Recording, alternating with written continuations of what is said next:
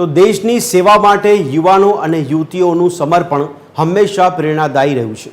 આજે આપણે એક એવા ઐતિહાસિક ક્ષણની વાત કરીશું જ્યાં ભારતીય સશસ્ત્ર દળોમાં નારી શક્તિનો નવો અધ્યાય શરૂ થયો છે।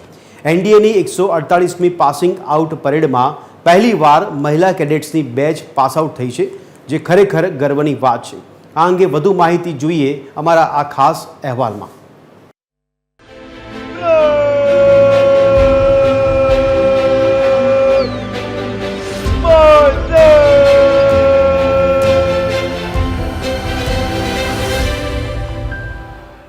પુણેના ખડકવાસલા સ્થિત નેશનલ ડિફેન્સ એકેડમી એનડીએમાં આજે 148મી પાસિંગ આઉટ પરેડ યોજાઈ હતી। આ પરેડ આમ તો દર વખતે યોજાય છે, પરંતુ આ વખતે તે ઇતિહાસના સુવર્ણ અક્ષરોમાં અંકિત થઈ ગઈ છે। તેનું કારણ છે 17 મહિલા કેડેટ્સની પ્રથમ બેચનું પાસ આઉટ થવું।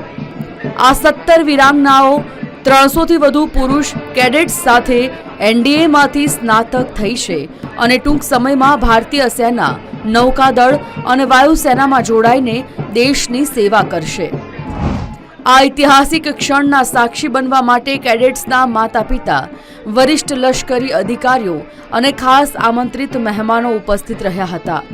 આ પ્રસંગે કેન્દ્રીય મંત્રી અને ભૂતપૂર્વ સેના પ્રમુખ જનરલ વી.કે. સિંહે આ 17 છોકરીઓને મહિલા શક્તિનું પ્રતીક ગણાવી હતી। તેમણે કહ્યું કે આ મહિલા કેડેટ્સ ભારતીય સશસ્ત્ર દળોમાં નારી શક્તિના વધતા યોગદાનનું ઉદાહરણ પૂરું પાડે છે।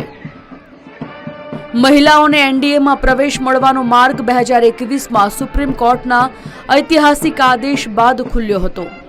સુપ્રીમ કોર્ટે મહિલાઓને એનડીએ પરીક્ષા આપવાની મંજૂરી આપવાનો આદેશ આપ્યો હતો, જે બાદ 2022માં પ્રથમ વખત આ 17 મહિલા કેડેટ્સની બેચ એનડીએમાં જોડાઈ હતી।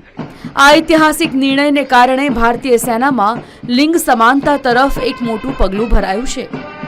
આ મહિલા કેડેટ્સે અત્યંત કઠોર તાલીમ અને પરીક્ષાઓમાંથી પસાર થઈને આ સિદ્ધિ મેળવી છે, જે તેમની દ્રઢતા અને સમર્પણને દર્શાવે છે। આજે પાસ આઉટ થઈ રહેલી આ મહિલા કેડેટ્સ ભવિષ્યમાં અનેક યુવતીઓ માટે પ્રેરણા સ્ત્રોત બનશે।